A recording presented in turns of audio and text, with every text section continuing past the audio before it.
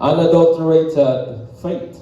No? Kung may kag unadulterated, that means walay halo, walay mix. It means absolute nga pure, mga igsoon.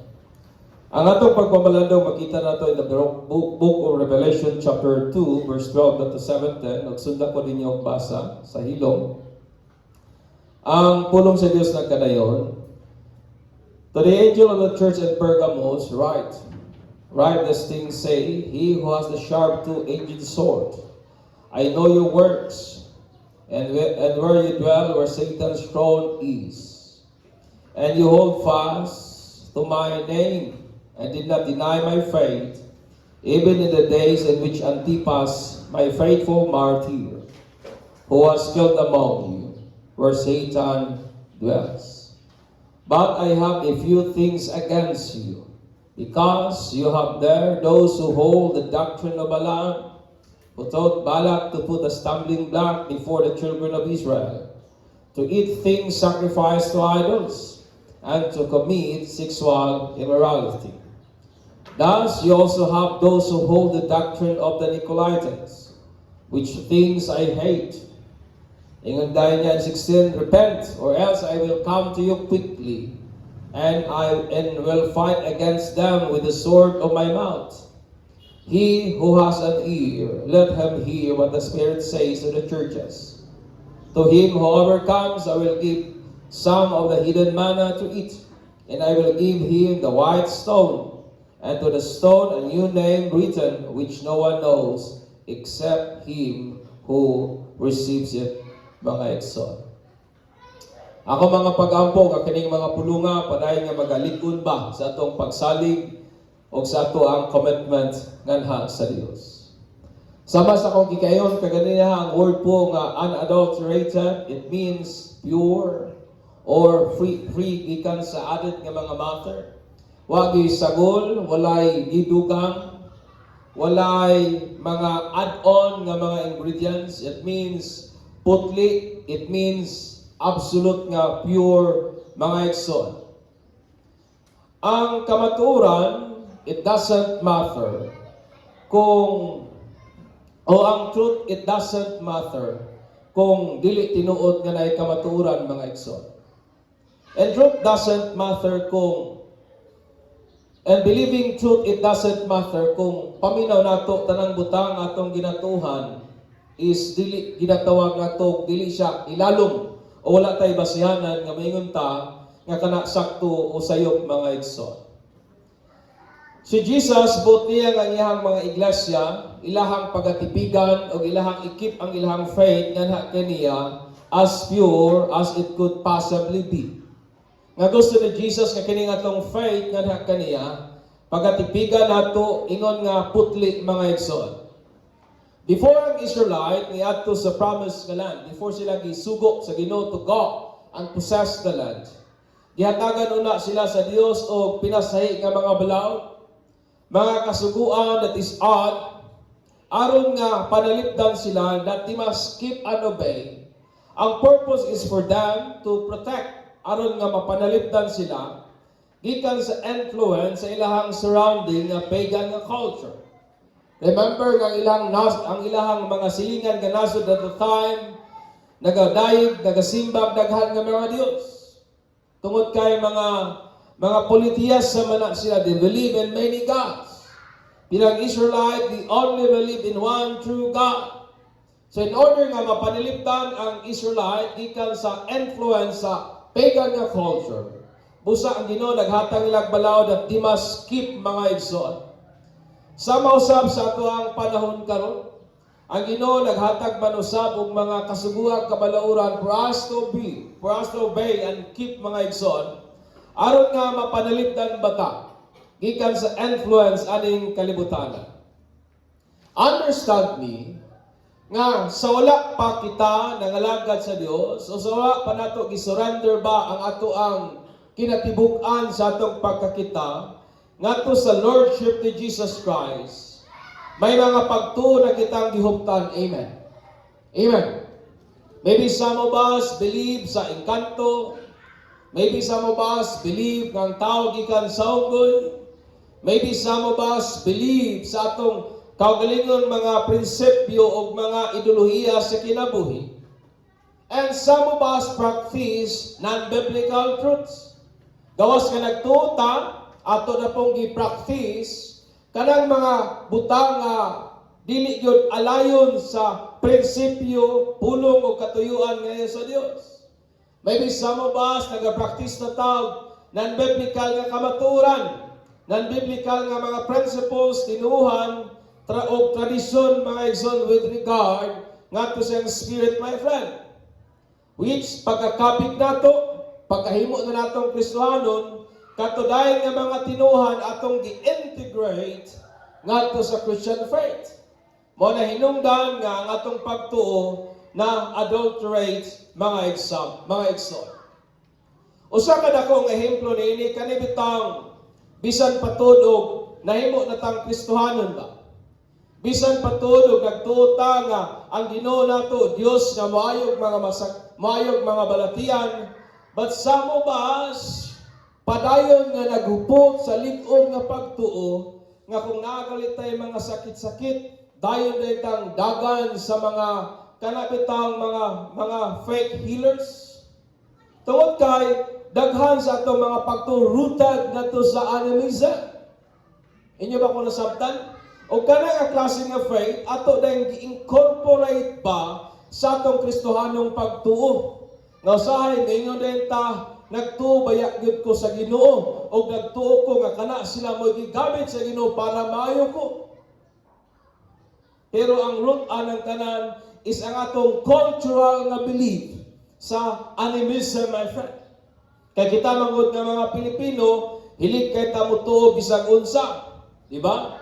Daghan kay tag mga tinuhan sa kinabuhi nga kung imuhang i-trace ang ugat, it is unbiblical o sa pikas nga bahin dili pud nimo kayang i-prove ang credibility o ang trustworthiness ana nga butang mga igsoon. Ang Ephesian nga church usa ka iglesia nga katong gidiskusan nato atong niaging-niaging pagyud nga Sunday kay naam ko karon sa book sa Revelation regarding sa 7 churches. Ang Ephesian nga church, silang iglesia nga ilang gibiyaan ang ilang unang gugma. Follow dayon sa Smyrna, ang iglesia nga grabe ang persecution nga giagihan.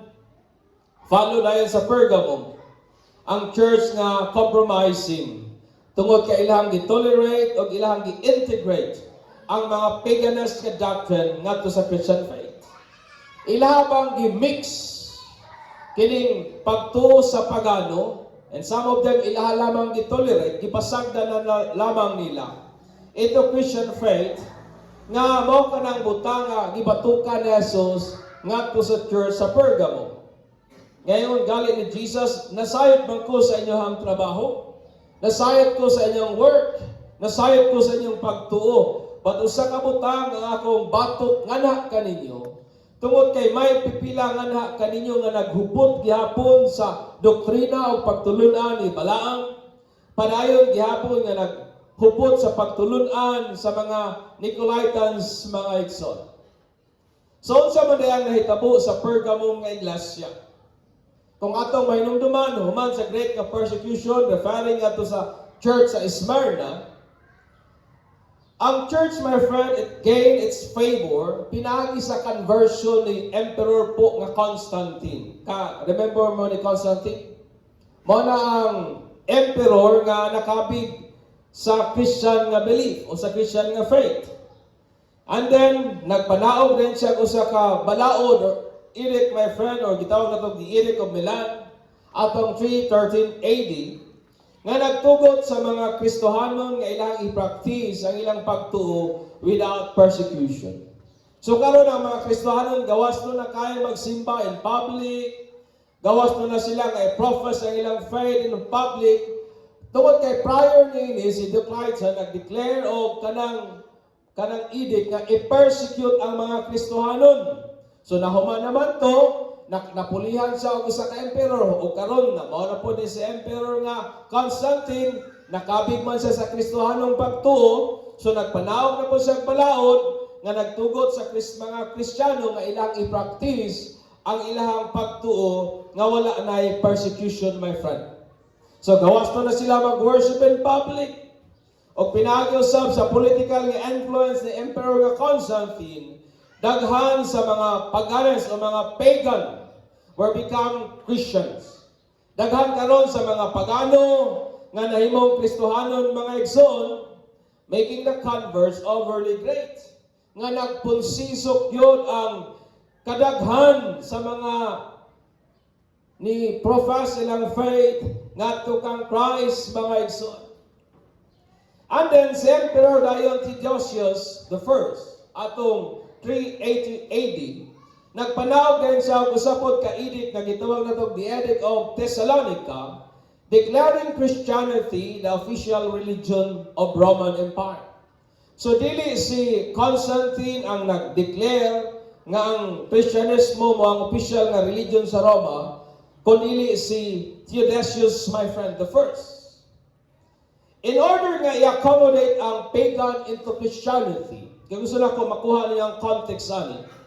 In order nga ilahang i-accommodate ba ang pagan, mga pagan converts ngadto sa Christian nga faith, the church then compromised its doctrine and morality for the sake of peace and unity in the church. Kay daghan man gud sa mga pagano ani nga panahon, although Kristohano na sila, although nagtuo na sila kang Jesus, although some of them nagpabaptize na, pero padayon gihapon nga nagpractice sa ilang pagan nga mga belief. Padayon gihapon nga nag-embrace sa ilang mga pagan nga mga practices, mga igsoon. Para nga dili magkagubot ang simbahan, ang gihimo sa iglesia at this time, referring sa church as a group, ilahan na lamang gitolerate, ilahan na lamang gipasagdan, aron nga ma-maintain ang kalinaw ba sa iglesia. Nga bahala pa og nagtuo sila kang Kristo, pero nagabuhat gyapon sila sa mga buhat sa pagano. Bahala pag nagatuo sila kang Kristo, pero padayon gyapon sila nagkinabuhi sa immoral nga kinabuhi. Ingon ang mga church at the time, apasagdi na lamang na sila. Ang importante, nagtuo sila kang Kristo. Ang purpose nila, aron nga dili magubot ang iglesia at the time. Ilahang i-compromise ang ilahang pagtuo for the sake of peace and unity in the church. Ilahang i-tolerate ang pagan converts na magpadayon sa ilahang mga paganist na practices, my friend. Ang mga pagano at this time, though they believe in Christ, pero nagpadayon gihapon sa ilahang paganong kultura o practice. Nakuha niyo ang idea? Na ni-believe na sila kang Jesus, pero wala gihapon nila gibiyaan ang ilang former way of life. Nag-believe na sila kang Jesus, pero wala gihapon nila gibiyaan ang ilang mga anting-anting. Nag-believe na sila kang Jesus, pero wala gihapon nila gibiyaan ang ilang pag-ampo sa mga Diyos-Diyosan, sa mga espiritu nga nasa kahanginan, kabatuhan o kakahuyan, mga igsoon. Nagtuo na sila kang Jesus, pero wala gihapon sila nibiya sa ilahang mga paganong gawi o binuhatan, mga igsoon. Makarelate ba tayo? Nabay butang atong mapabalandungan gikan niani. Si John Walvoord, usa ka Christian theologian, pastor ug author, ningon siya.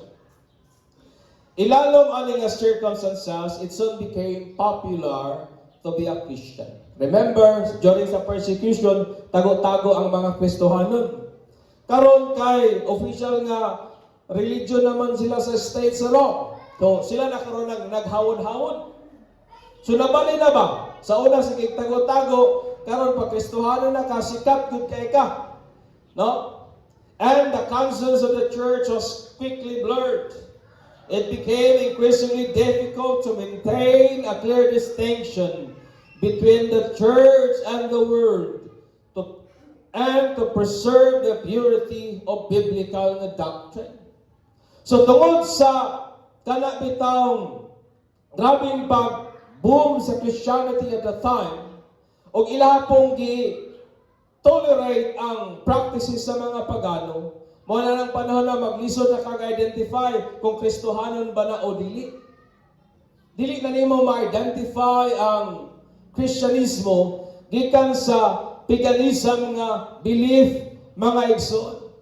Kay at the time murag ginormalize na lamang ba sa church ang ingana nga kultura mga igsoon. Napabata diha. The sum benefit was secured by successful defense of biblical truth by the Council of Nicaea, as opposed to the defection from the faith by Arius and his followers. The history of 3 centuries were followed is a record of increasing corruption of the church, departure from church doctrine, in an attempt to combine Christian theology with pagan philosophy. So para i-accommodate ang mga pagano o ang pagan sa Christian faith, so karon ang gibuhat sa uban, ilahang gi-modify ang kamatuoran o ilahang gi-pasibo sa unsa man ang gituuhan sa mga pagano mga igsoon. Mao na ang nahitabo. Mao na nga sa atong panahon karon, uban mga churches may mga practice nga dili gyud rooted sa Bible nga kung imong i-trace nga mga practices ang ugat ana mga paganong nga mga practices, my friends. Og manang nahitabo sa Smyrna o sa Pergamum nga church. Kung maka-remember mo, I want you to understand me. Kinsa ba'y familiar ninyo sa mga Vikings? Uso man ang salida karon, di ba? Valhalla, Vikings, katubitaw mga brutal o mga barbaric na mga race nga pagkakabig nila sa Christianity sila ang gigamit sa Catholicism pag-invade sa mga nasud. Sila ang gigamit. Though they are Christian, pero nagpabilin gihapon sila sa ilang Celtic, sa ilahang barbaric, sa ilahang Vikings nga way. And that is the sad reality. Nausab lang ang ilahang pangalan, pero ang ilahang gawi, ang ilahang motibo kasing-kasing nagpabiling Vikings lang gihapon. Mao na akong imong i-trace ang history sa Christianity during sa crusade, perting daghanag mga taong gipang punggutag ulo, daghang mga babae gipang rape, daghan og mga bata nga gipang slaughter aning mga Vikings in the name of the Lord Jesus Christ. It's sad to say, nga ilahang i-integrate ang Vikings nga way into Christian faith para lamang ikang care ang usa ka lugar o ang usa ka nasod. Nakuha niyo ang idea? And this is what happened sa Pergamum nga church.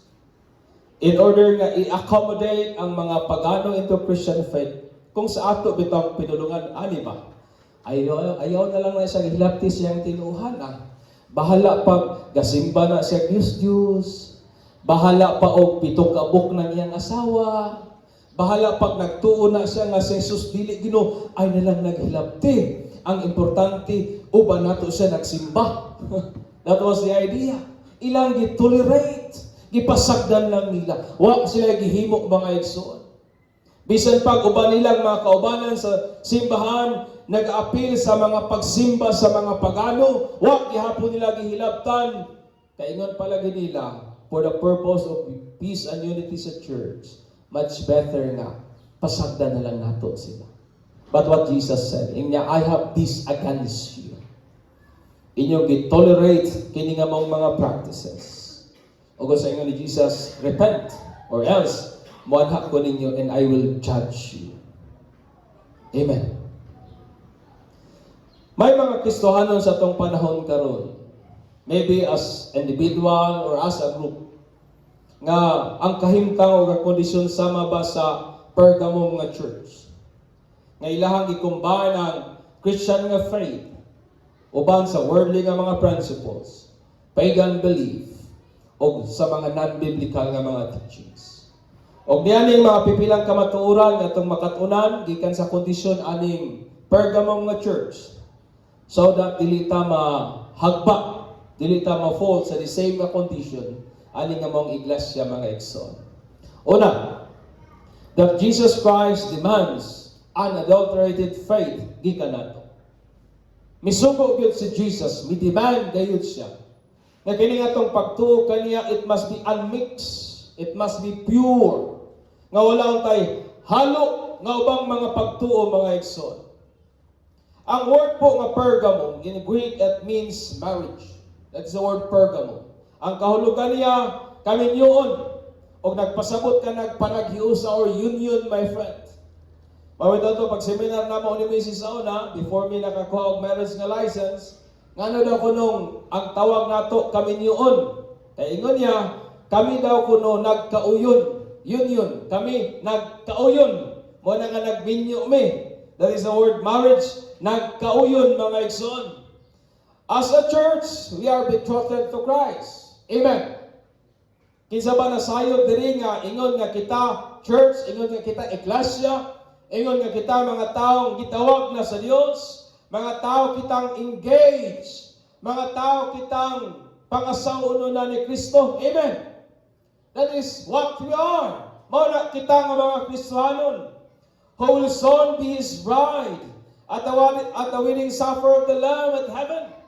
Nga puhon, mupahigayon sa dakong kasal o bangkite, ngadto sa langit mga igsoon, which culminate our intimate, eternal union with Christ. Nga mo niya'y puhon mo, hingpit sa atuang panaghiusa ba, diha kang Kristo. Sa pikas nga bahay ng Pergamum Church was found unfaithful. Nakaplagan sila ni Kristo nga dili matinud-anon. Though ilang gikip ang faith, but they mix it with the doctrine of Balaam and Nicolaitans. Doon nagtuo sila kang Jesus that He is Lord. Doon nagtuo sila kang Jesus na nabanaw sa gikan sa mga patay. Doon nagtuo sila kang Jesus nga sa inyo ng gamhanan. Pero sa pikas nga bahin, some of them, padayon gihapon nga nag-embrace, padayon gihapon nga nagpabilin, padayon gihapon nga nagtuo aning mga pagtulunan nga iya ni Balaam o iya ni Nicolaitans mga igsoon. They were found unfaithful by Christ. Ang Pergamum po nga church was strongly reprimanded by Jesus. Sa pag-ingon ni Jesus, ako baya itong may hait na espada nga duhay suwab. Tungod sa context po sa mga Romano, kung mayroong kahog sword, it means authority to execute judgment. Nga may katungod siya, may kagahom siya, nga mapahamtang og hukom. Then Christ commanded them to repent, or else, ingon pa niya, He will come to them quickly and will fight against them with the sword of His mouth. Diba mo na yung ni Jesus? Moabot siya o dili siya maglangan o makigbatok siya nila pinagi sa espada nga nasa yung bakbak mga igsoon. Kung si Jesus wala mag-demand of unadulterated faith gikan nato, then He will not command the Pergamum church to repent for compromising their faith. Di ba tinuod? Kung wala mag-demand si Jesus o pagtuo nga walay halo gikan nato, nandili na lang unta niya badlungon ang Pergamum nga church. Ngailang i-compromise ang ilang pagtuo. As a church, brethren, we are betrothed to Christ. And we show our faithfulness by keeping our faith in Him unadulterated. Amen. It is unfaithfulness in the sight of Jesus nga kung padayon gyapon tang nagtuo niya, pero sa pikas nga bahin, padayon gyapon tang nagahupot o nag-embrace og mga pagtuo that is against sa kung sa gitudlo nga rikanato. Amen. Napa ba mo diha? Akong gihimploan ni kaganiya mao kini, that some of us believe that Jesus Christ nagaayog mga balatian. Pero sahay pag nanata sa gipit nga mga sitwasyon, we will settle dahin ta sa mga kanabitang mga gahom-gahom nga pamaagi sa pagtambal. We compromise our faith. Napay panahon nga makahinumdum ko tong akong misis gaburos pa. Di ba naman tayo mga kinsa pa na mga lulog-lula diri pa. Nga sa una pagburos ni misis, ingnon dayon ko nila nga, uy, ang inyong bintana butangin ang katubitaw tunok bitaw sa kuan. Sana ka na bitaw baungon man siguro na. Kay para dili mo suglon sa wakwak. Di ba? Makahinumdum ba mo anak? Butang igbagakay o sa pa man ang mga dahon-dahon imong ibutang diha para kontrabuyag. May mas gamahanan si Jesus o ang bagakay. Si Jesus o kanang sangang tunukon. It is an insult to the sovereignty of God nga kung imong pagtuo ang proteksyon imo lamang gi pasandig anang kahoy kaysa gahom sa Ginoo, then it is an insult ngadto sa pagkagamhanan ni Hesus Kristo. Amen. Most of us believe that Christ is powerful. Pero nga naman usahay pag-apiki ng dagan sa panglawas, nga mo settle man ta, nga mo dagan man ta, ngadto sa mga fake healers. O ato ra ba na i-justify? Gigamit man gihapon na sila sa Ginoo. But Jesus said, witchcraft is an abomination to God. Di ba tinuod? Usahay, naghanat usahay, nagtuo ta nga ang Ginoo mutubag sa atong mga painahanglanon. And it is an insult to God kung mo rely ta sa limbong nga pamaagi sa pagkinabuhi. You believe God provide your needs, pero nagapanikas ta, nagapanglimbong ta. It is an insult to the sovereignty of God. Napapa mo diha. Nayuba nato nagtuo nga kita gibuhat sa Dios after His own image and likeness. Pero sa mubas nagakling gihapon sa ideya nga ang tao gikan sa unggoy. Diba? It is an insult to the design and sovereignty of sa wisdom sa atong Dios nga gamhanan.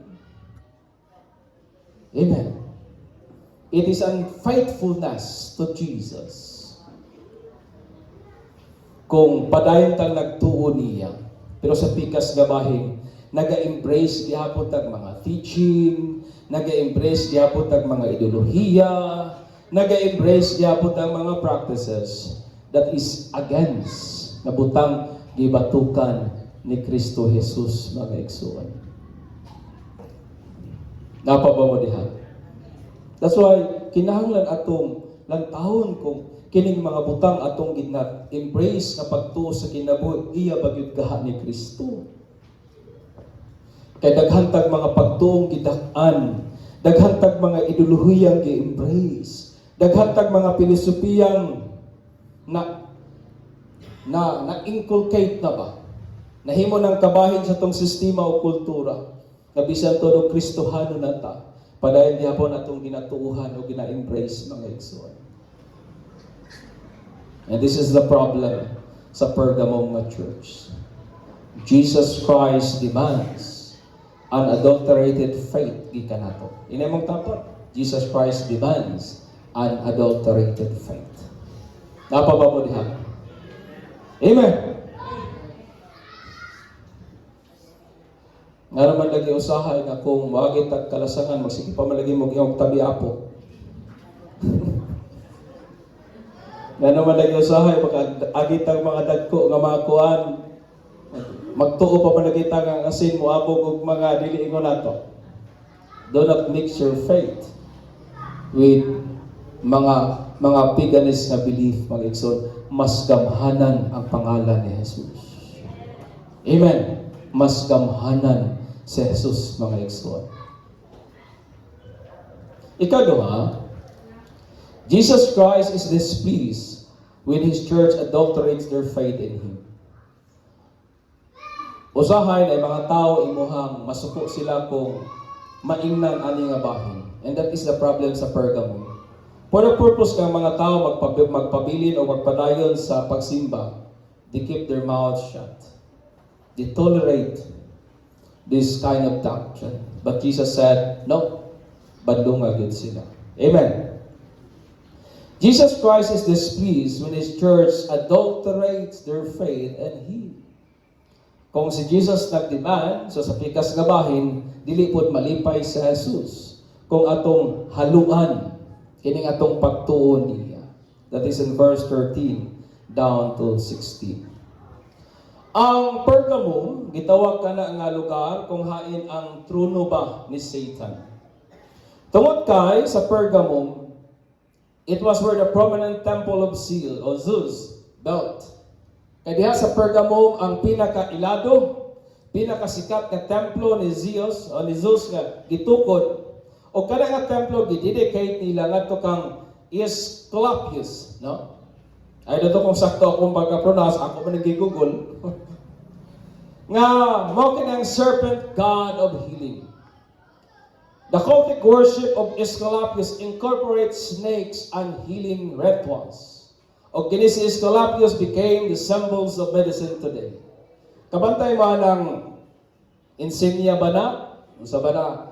Coticious man yata itong term, nakalimot ko. Kanang naga-entwine bitaw nga snakes. Ang idea na is gikan ka na sa Greek nga god of healing. Nga mao si Aesculapius, my friend. O part sa ilahang pag-worship kang Aesculapius at the time, nagyoy literal nga bitim. Tungod kay according to them, ang halas is usak siya kahulagway sa healing o rejuvenation. Kay kabantay mo kanang halas mag-shade sa iyang panit so ma-rejuvenate siya. Para po nila ang halas po morobag symbol of kanabitang kanabitang immortality, my friends. Si Jesus ihang gireprimand ang church for tolerating niyatong mga nag-hold sa doctrine ni Balaam o kang Nicolaitans for the sake of accommodation, peace, and unity sa church. Nga usahay ba nga para nga walay kubot, di na lang nato badlungon. Mao na ilang idea. Para nga di na mahasol na walay kubot, pasakdi na lang na sila. Pero ang ilahang mga practices very disturbing sa Christian faith. Nga niabot sa punto nga maglisod na kag-identify aha kang Kristohanon ani, aha kang mga pagano ani. Tungkay they believe in Christ, yet their practices speak different mga igsoon.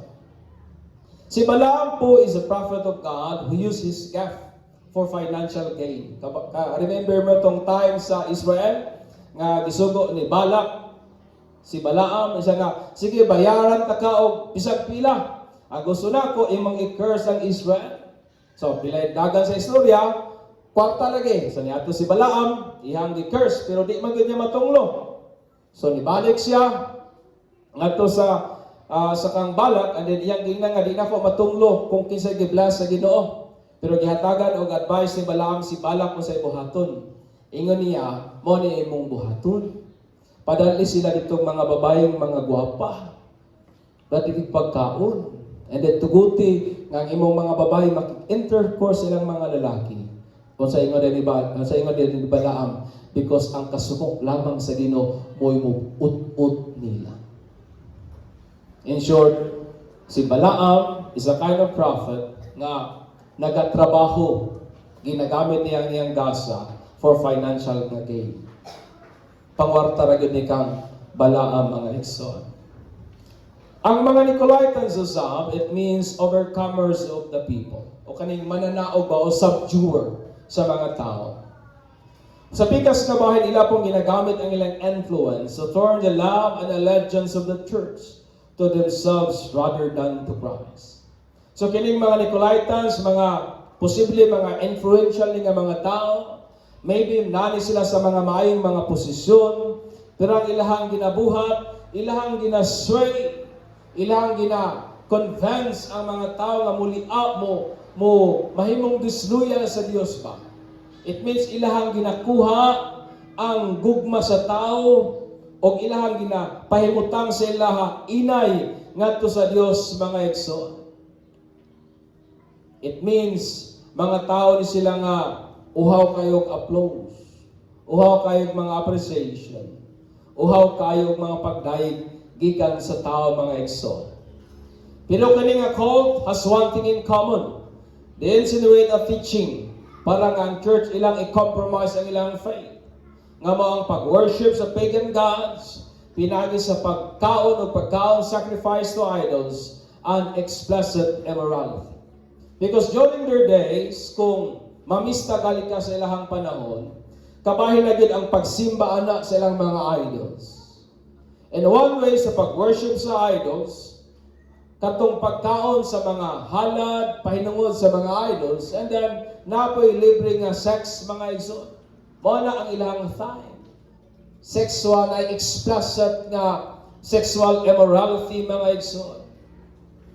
The doctrine of Balaam and Nicolaitans are still existing gihapon sa atong panahon karon behind some doctrines, belief, culture, or even nga motives. For some serve Christ out of financial gain or of people's applause. Tungod kay may mga tao nga nagapangalagad sa Ginoo pero ang reason nila kaning makasapi, ang uban po danilang reason para nga madayeg sa mga tao mga igsoon. Christ is displeased when His betrothed church entertains doctrine, ideas, philosophy, etc. that causes us to compromise our faith nga niya. Amen. Dili gid ikalipay na Jesus kung kita ngayabang pangasaunon, madayon pa nga mag-entertain og mga idea, mga pagtulunan nga mo-compromise atong pagtuo nga niya mga igsoon. Usa sa mga disturbing philosophy sa atong panahon karon is kanang idea ba sa pagkagawas. The idea of being free. Og mo nang struggle mga igsoon sa US nga nasod. Because their idea of freedom, it means walay restraint. Their idea of freedom, it means gawaston ka taman sa unsay gusto nimong buhaton. You are free to identify yourself kung unsa may imong gusto. You are free sa pagbuhat sa tanan nimong gusto as long as nga makalipay nimo. And that kind of philosophy is very destructive mga igsoon. Tungod kay nga naman wala na may restrain ang mga kabatanunan. Napababo diha. O kada ka klase nga philosophy, it compromised the faith sa daghan nga mga Kristohano. Kaya maghuna-huna naman sila, wala bitaw ni limit, gawas ng bitaw kong buhaton, ang usay akong buhaton, then buhaton nilang tanan nilang pagkabuhaton, even at the price nga makompromise ang ilang faith, mga igsoon. Christ is displeased sa dihang iyang betrothed, mo entertains paglaing nga pagtulunan that compromise their faith nga kaniya. Ikatulog katapusan, Jesus Christ will greatly reward His church who keeps their faith unadulterated. That is in verse 17. Nga si Jesus iyang gantihan o dako nga ganti. Katong iyang iglesia nga gipabilin, gitipikan ang iyang pagtuo nga dili gud mamansahan og mabulingan mga igsoon. In verse 17 ingon niya, He who has an ear, let him hear what the Spirit says to the churches. To him who overcomes, I will give him some of the hidden manna to eat, and I will give him the white stone, and on the stone a new name written, which no one knows except him who receives it by faith. Ingon pa ang Bible, nga kato lamang mga nagmadaugon, the overcomers will be rewarded. O ang overcomers refer to those who persevere. Kaning mga nagmadaugon, mo ganitong nagmalahutayon without compromising the faith of our Lord Jesus Christ.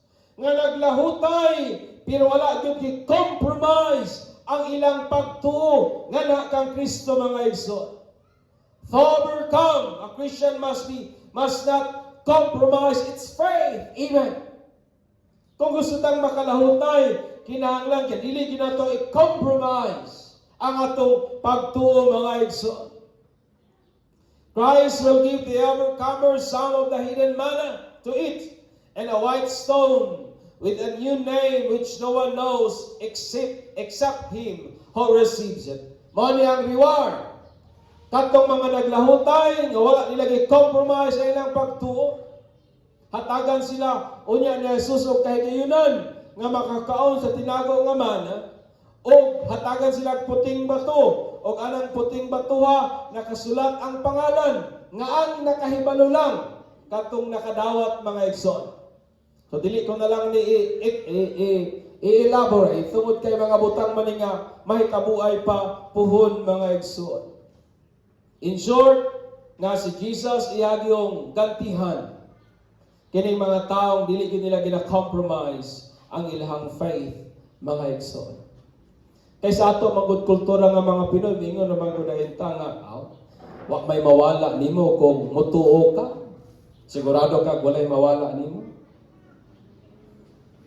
Kung ang atong pagtuo nga ang tanang butang tinuod, even though it is contradictory, then wala ta nagtuo sa existence sa kamatuoran. But kung nagtuo ta sa existence of truth, o nagtuo ta sa absolute truth, din dili gyud tanang gituohan sa tao tinuod og sakto mga igsoon. That's why we must be certain. Amen. Sa butang nga atong pilion nga pagatuhan. Og si Jesus iyang i-reward katong mga tao, mga iglesia who keeps their faith unadulterated mga igsoon. Amen. Napaba mo diha. Ang ako bayang concern karong panahona tungod sa kaning bitaw influence bitaw sa university. Tungod kay nay mga estudyante usahay nga pagikan diri nagtuo pa Ginoo, pag naka-eskwela na di na motuo Ginoo because nausab ang ilang mind settings tungod sa mga tudlo sa philosophy. That's why we must be certain. Dapat ampingan, tudluhan gid sila mga igsoon. Kaya dili tanang butang nga ginatuuhan sa tao, iya sa Ginoo. O dili tanang butang nga lantaw sa taong sakto atubangan sa Ginoo. Amen. The same is a church of Christ betrothed to Him. Mao na kita. Kung sa Binisaya pabitaw, mga tao kitang gipamalayian na ni Jesus ba? Nga ikasal na sa iya puhon. Having the hope to be His bride at the wedding supper of the Lamb in heaven. Mao kana kita? Amen. Amen. Mao kana kita? A culmination of the true church eternal union with Christ. Ngayon niya dito puhon ang atoang way kahangturan nga pagkahiusa kang Jesus mamahitabo mga igsoon, because marriage, it talks about union. It talks about union, my friend. Ngayon niya puhon dito unig ikasal na ta diha kang Kristo. Nagpasabot na kana nga wa nagay makaukang nato gikan kaniya. As the true church of Christ, we are commanded to keep our faith in Him unmixed and pure. For flirting with the other doctrines, ideas, teaching, etc., that compromise our faith is unfaithfulness to Christ. Amen. Napaba mo diha?